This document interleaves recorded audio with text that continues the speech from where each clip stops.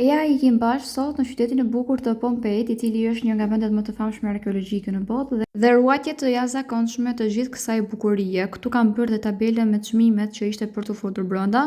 Në rastin ton kemi paguar 50 euro për 2 persona, duke qenë se fëmia i vogël ishte falas. Të vizitë në qytetin e bukur të Pompeit e kam ndarë në 3 vloqe të ndryshme, duke dashur të tregoja pjesë nga e gjithë hapësira që ne kemi vizituar gjatë gjithë kohës. Ndryshe nga pamjet që shikoni në videot e mia, qyteti Pompeit ka qenë një qytet i gjallë me rrugë të shtruara, teatro, banja publike dhe vila luksoze.